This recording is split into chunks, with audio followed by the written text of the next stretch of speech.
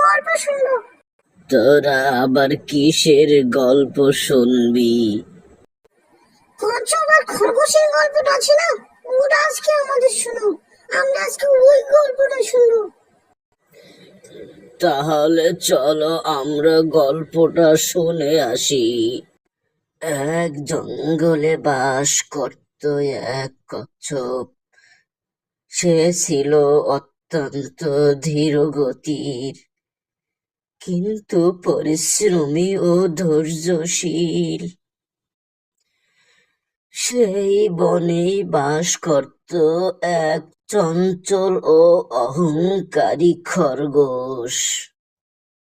খরগোশ সব সময় দ্রুত দৌড়াতে পারার গর্ব করত এবং কচ্ছপকে তার ধীরগতির জন্য ঠাট্টা করত।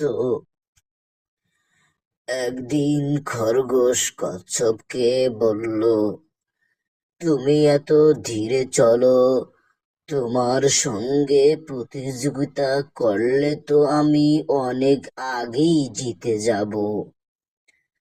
কচ্ছপ বলল, চাইলে প্রতিযোগিতা করতে পারো।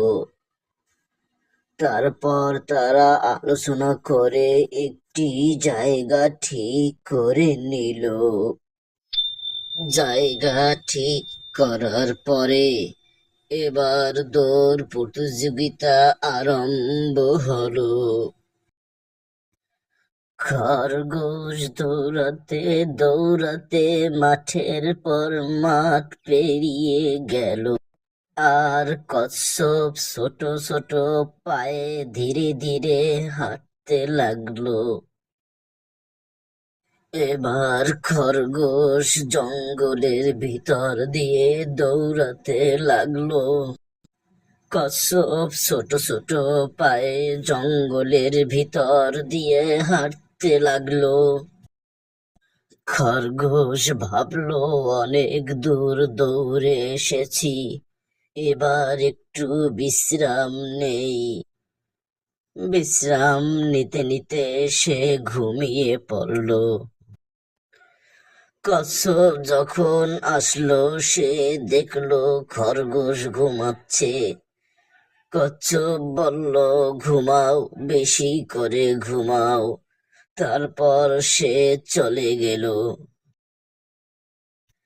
খরগোশ উঠে দেখলো দুপুর হয়ে গেছে। তারপর সে আবার দৌড়াতে লাগলো। কচ্ছপকে দেখে ময়ূর, খরগোশ আর গাধা হতবাক হয়ে গেল। এটা কি করে সম্ভব? খরগোশ ঘুম থেকে উঠে দৌড়াতে দৌড়াতে পরে চলে গেল। যখন ওখানে পৌঁছলো তখন দেখলো কচ্ছপ স্টেজে বসে আছে।